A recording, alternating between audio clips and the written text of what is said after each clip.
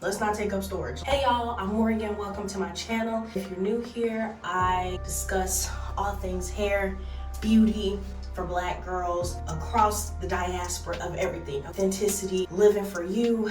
This is my channel. If you with it, stay. If you not, click away. I wanted to come on here really quick and just share with y'all how I'm finna be getting my life together. It's still Black History Month, and so I'm just gonna take the rest of the year to get unstuck, quite literally. And I'm gonna be honest with y'all, I'm an open book regularly to people who know me, but I also can be reserved when it comes to like my private life. That's why I don't post so much on here. But in the name of being vulnerable, here I am. It's been school, it's been work transitions, it's been home life. I just have no time for Morgan. And that's what we need to work on, because we don't have no more time to waste. We all gonna die anyway. Why not make the best of it? I practice gratitude. I still am grounding myself every day, but some stuff is just not enough when there's more that you can be doing to better help your situation. I just wanted to share this video and some of the stuff I'm doing. If you see me looking down, I'm literally looking at the notes. Here we go. How I'm gonna get unstuck. Number one is I'm going to be prioritizing my health. That means mental health and my physical health. By prioritizing my health, I can start to assess the situation.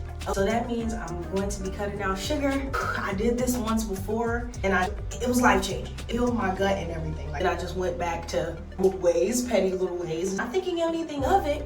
Little by little, I got right back in my rut. So I have to cut back out sugar. I'm not gonna be smoking alcohol, none of those things. I just wanna cut everything out and just start from zero, nothing in the body. And I need to be walking at least 30 minutes a day. So we can just take my little puppy out and we can just walk around, have some time to ourselves. That's the easy part. Now that sugar, pray for me, because if you know about cutting out sugar, I don't have to say nothing else. It's one of the hardest things to do. Once you get into, like, I would say about a week of it, it begins to get easier, at least for me. How to get unstuck, how I'm about to get my life together. Number two, figuring out a routine, staying consistent. This is a big one. This is going to be the biggest thing that I have to focus on. Cannot let distractions, temptations overtake my mind. This is one of the things that I have been struggling with so much since I started working full time.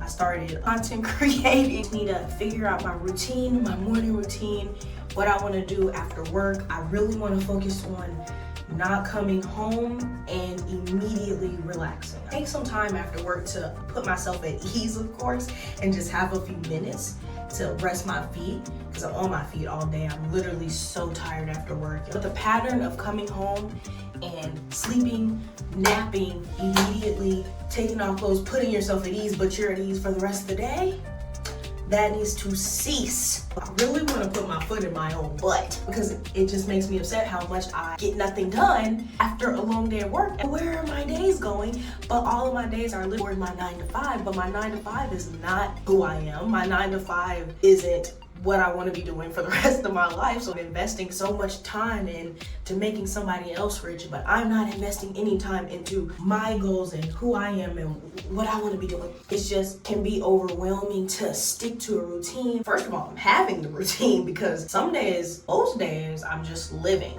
is what I realize. And I don't know if y'all feel this too. I really feel like each day is going day by day and I'm just living the day. Like, my life is living me. I don't know, the business is standing on me. I'm not standing on the business. That's how I've been feeling. My life is passing me by. I'm too tired. Okay, my time is not allotted in the right areas it needs to be allotted in. For this certain time, I need to be working on this, period. That's it. In the time where I would usually smoke or drink, I'll probably read a book. Instead of going out to eat, probably use that time that I'm finna drive and go get some food, stop at the grocery store and pick up some dinner. Simple stuff that I just need to put in the forefront of my mind so I'm not having any temptation, any distraction. Of course, the temptation is going to come, but I believe that if I have a routine and I have these clear, set goals, Boom, period. Nothing can get in my way. Nothing can stop me. So I'm there, I see the vision, we here. Also, I wanna start journaling. I have a little toxic relationship with journaling. Journal, and I don't journal. I treat journaling like that distant uncle. You call him sometimes, you see him at the thing, sometimes it's uncomfortable to talk to. Like, that's how I treat my journaling. I need to have some type of clear set, this is how I'm feeling, this is what happened this day, and this is how I can go forward from there. If I don't have that, and I don't have that self-reflection, where will I be going? How will I see my progress? How will I see where my flaws are coming and manifesting themselves? I'm not a therapist, but I'm using all the words and stuff. But I can have things written down about how I'm feeling and go from there, how I'm moving forward from this moment. Journaling is definitely top 3 things that I have to start being more consistent. You not being consistent about journaling, take it more serious. We are taking in so much more information. You learn it so much, you don't know how to apply it to your life. Overconsumption is literally destroying my brain and what I want to do. I am someone, like literally I'm a star. The more that I learn, the more that I intake, and 70% of the information that I feel that I'm intaking is literally useless. It's enough to do the research and have the knowledge, but is it enough if you're not applying the knowledge? Wisdom is applied knowledge. Let's have wisdom. Let's not just be know-it-alls. Let's get wisdom this year. I have to start working on who I am. And that brings me to my 3rd point of how I'm getting unstuck, how I'm about to my life and get on the journey. Number 3, making time for Morgan. I literally wrote down making time for Morgan. We always hear about the self-love, more so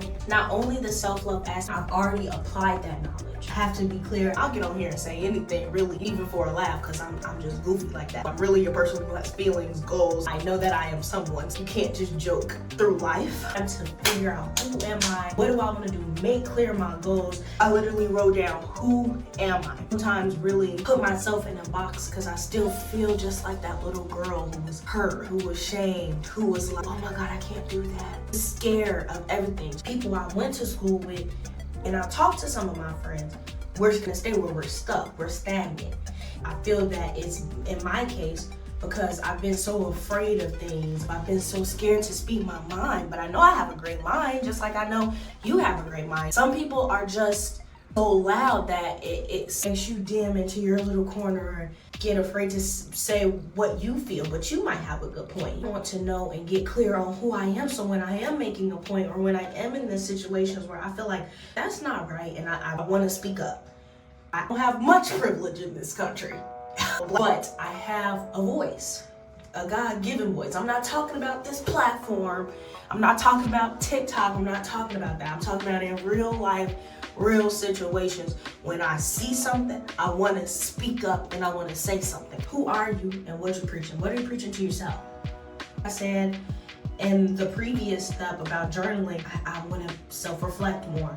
I'm getting to an age where older adults around me aren't telling me what to do anymore. I've been open in those ways of saying like, I don't like that idea. I think I'm gonna do it this way, or like not openly giving me that advice because she don't listen. And I feel that, because sometimes it's gonna be like that. But it's not that I don't listen. I can't listen to everybody. I had to learn personally. I can't do what everybody wants me to do. I can't always take the advice you're giving me. I can hear it and I listen to it and I take it for what it is. But I can't live my life and you can't live your life based step by step based off what somebody else said, what they think is right, what they think you should do. And part of my life has been spent like this because of childhood, growing up, and I'm just a young girl whose family halfway cares about her and people around me. I have these relationships and people care. They genuinely want to help you. So I don't shy away from these conversations, but at the same time, I've had to stop myself because I will go out and seek answers or what should I do about this? Really, I already know what I should do about this. I'm gonna tell a story. I have so many of them, but only one comes to mind right now. In my last video, I showed you guys that I had a bald spot right here on my head. I went to this hairstylist. To make a long story short, she did the sewing in my hair. It was a lovely sew-in. The style was set. A couple days in, I'm noticing tension in my scalp. I'm noticing scratching under my leave out, whatever. I'm not thinking much of it. I'm not in front of a mirror. This little part of my hair is itchy. Whenever I put an oil on it, this and this. I look in the mirror a couple days after, and there's literally a bald spot in my head. And I had an event, it was my anniversary. I was going out. I had some plans to go out with my boyfriend, and we were going to this big thing. And I literally had this bald spot in my head, and I was freaking out. I've been natural 3 years now, and I've really been taking the effort to take care of my hair.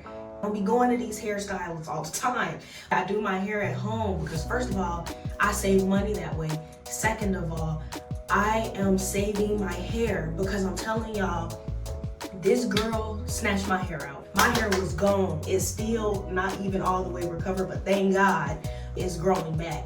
My hair was snatched out. And when I tell y'all I was crying, I didn't know what to do. Oh my God, I cannot believe, I was breaking down. I fell to my knees, canceled because I didn't want to go. I was sobbing. So I feel so strongly about my hair. I'm talking to my boyfriend, I'm like, I don't know what to do. What should I say?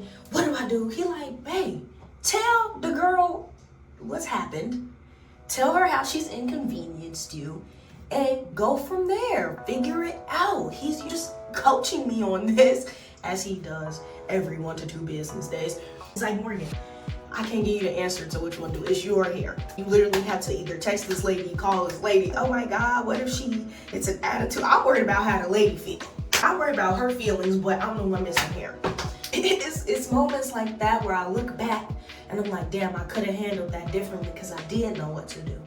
I was upset, I was angry, I was hurt, but I didn't take that energy and move off of it and address this lady and say, do that. Now, eventually I called her and we had the conversation.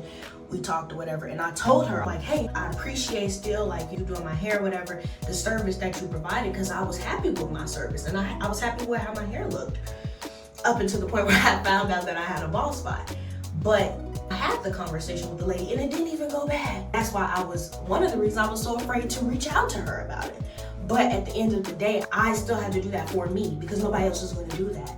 This is the type of thing that I have to reparent myself and take a step back, do a deep breath, and realize what to do, Morgan. You can't, what should I do? What should I do? What should I say? Every time. You can't ask everybody what they would do. What are you going to do? And that's my question for you. What are you going to do? And what's troubling you? What you gonna do about it? You. What's the step-by-step you gonna take? These are my steps that I'm gonna take. These next 2 weeks, I gotta lock in. Y'all lock in with me. I'm gonna be recording more and more. I like these little talks. They don't go well when post-editing, and it usually gets crashed. I make so much content, but I usually don't edit it because it just looks so tacky. I just sat here and came up with some points of what I wanted to do. I just jotted down, did a brain dump. So I'm telling you, this is what I gotta get into. Be with me on this journey.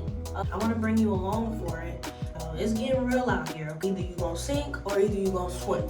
You gonna lay down and you gonna take it in the butt, or you gonna get up and you gonna do something about it. And I'm deciding that I gotta get up and I gotta do something about it right now. And it might only be because I dressed up a little bit today for church. You know what? You look good, you feel good. And so, so I'm making this video. No more slacking. No more. Self-discipline, self-control. We getting all that. We taking this back. This is what's ours. This is what's all right. This is what's owed to us. All right, y'all. Peace. See you in the next one. Bye.